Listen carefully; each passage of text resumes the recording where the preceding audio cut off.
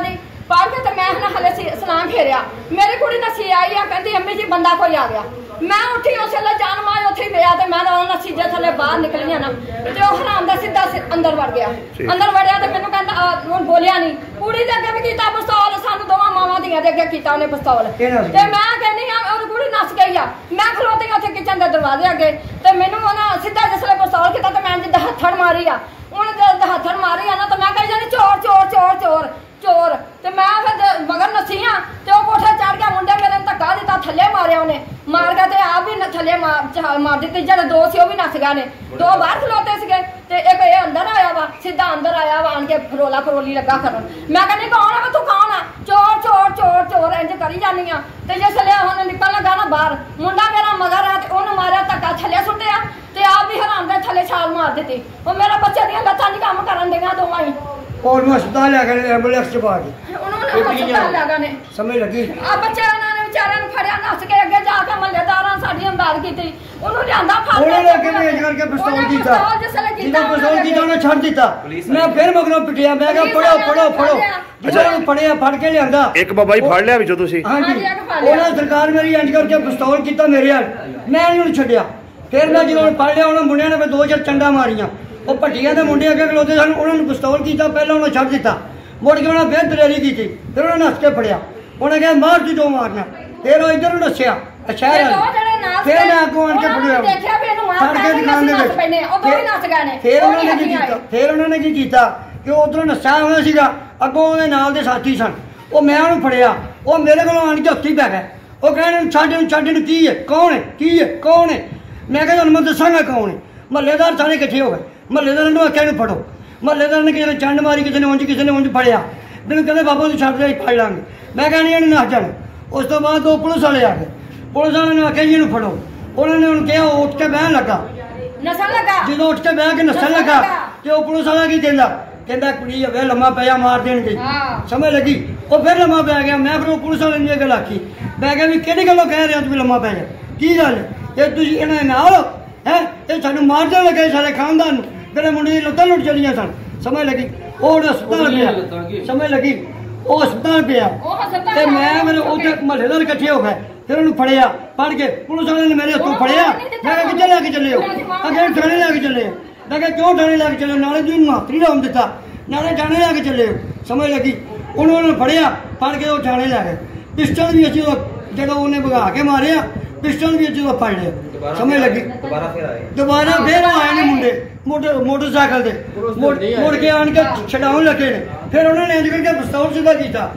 पिछों बंदे ने आखिया पर उन्होंने पिस्तौल सीधा कर लिया जेडे उहदे साथी सन वो पिछों फिर आए कि साडा बंदा जेड़ा क्यों फड़िया गया पिस्तौल सीधा किया उन्होंने बिल्कुल ठीक है वो लागे जेड़ा बंदे पिस्तौल देखा मैं उन्होंने फड़ के बैठा सा उन्हें कहा पर गोली ना मार दे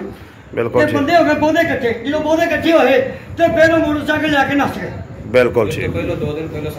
अच्छा जी ये जो बात है ना ये डकैती हुई है हमारे घर में तो अभी ये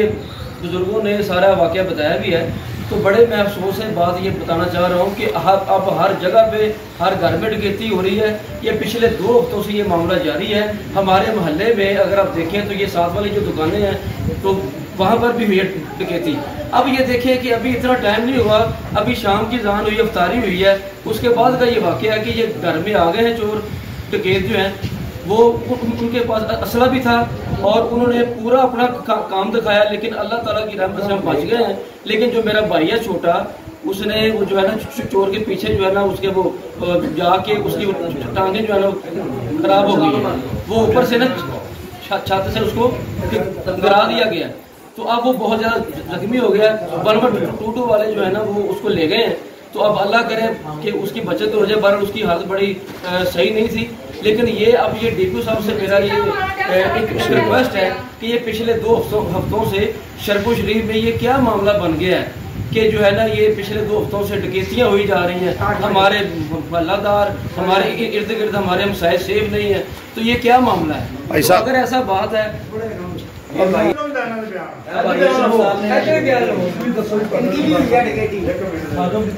जी भाई साहब तुसी भी महल्लेदार हो ते तुहाडी भी सुनिया दुकान ते वारदात हुई है? हाँ जी भाई साडी दुकान ते वारदात हुई है मगर दी नमाज तो बाद जी ते असी 115 ते कॉल की है ਤੇ ਪੁਲਿਸ ਵਾਲੇ ਆਏ ਨੇ ਤੇ ਮਤਲਬ ਉਹਨਾਂ ਨੇ ਕੋਈ ਕਾਰਵਾਈ ਕੀਤੀ ਹੈ ਕਿ ਇਹ ਨਿਸ਼ਾਨ ਨੇ ਉਹ ਵੀਡੀਓ ਹੈ। ਮੈਂ ਕਿਹਾ ਜੀ ਵੀਡੀਓ ਵੇਖੋ। ਉਹਨਾਂ ਨੇ ਉਹ ਚੌਥੇ ਪੰਜਵੇਂ ਦਿਨ ਕਿ 8ਵੇਂ ਦਿਨ ਆ ਕੇ ਤੇ ਸਾਡੀ ਵੀਡੀਓ ਵੇਖੀ ਹੈ ਤੇ ਉਹਦੇ ਉੱਤੇ ਅਮਲ ਦਰਾਮਦ ਕੋਈ ਨਹੀਂ। ਉਹ ਜਿਹੜੀ ਅਸੀਂ ਦਰਖਾਸਤ ਦਿੱਤੀ ਹੈ ਉਹ ਵੀ ਉੱਥੇ ਦੀ ਉੱਥੇ ਪਈ ਹੈ ਤੇ DPO ਸਾਹਿਬ ਦੇ ਪੇਸ਼ ਹੋ ਕੇ ਤੇ सिफारिश भी कराई गई है, लेकिन उनके ते अमल जड़ा ना अच्छा, यहाँ पे ना मैं एक बात आपको बताना चाह रहा हूँ। टिकट हमने उनको दिया है और उसके साथी भी उनको पता है, लेकिन ये पुलिस वाले जो मुलाजिम हैं ये इस वक्त पूरा बेहसी का मुजाहरा कर रहे हैं। ये बेहिस है और उनको हमने टिकट पकड़ कर दिया है और उन्होंने मौका पर इस बात को इकरार भी किया कि हमने इसको पहचान लिया कि ये बंदा कौन है। तो इंशाल्लाह ताला इसके खिलाफ पूरी कार्रवाई होगी और उसके साथ और भी बंदे शामिल हैं और अल्हम्दुलिल्लाह के जो मुलाजिम है वो उनको जानते हैं। ये सारी बात हमारे होते हुए टिकट ने उनको बता दिया कि फलां फलां बंदा है। तो अब ये है कि ये इनके जो है ना कार्रवाई होनी चाहिए जो बनता है। हमें इंसाफ चाहिए और हमें इंसाफ चाहिए। और जो मेरा भाई है और ये मैं बात करना चाह रहा हूँ कि हमें इंसाफ चाहिए और मेरे भाई की जो है वो टांगे जो टूट चुकी हैं भाई की, तो उसके लिए अब क्या हम करेंगे। तो ये सारा जो मामला हुआ है ये मुलाजमों की बेहिसी की वजह से हुआ है। हमारे मल्ला DPO साहब पे रिसर्च करते हैं। पुलिस की नाअहली ना, पुलिस की नाअहली मैं बोल रहा, पुलिस की नाअहली ना मंजूर, पुलिस की नाअहली। हम ये बताना चाह रहे हैं कि जो पुलिस की नाअहली है वो हमें मंजूर नहीं है और ये बेहिस लोग हैं, सैलरी लेते हैं, सो जाते हैं, कोई काम नहीं करते। तो अब लोगों की जानें सेव नहीं है। बराए मेहरबानी DPO साहब से हमारी रिक्वेस्ट है कि वो इनको थोड़ा सा बताएं, समझाएं और जो डकैत हमने पकड़ कर दिया है तो उनके खिलाफ पूरी कार्रवाई होनी चाहिए। ठीक।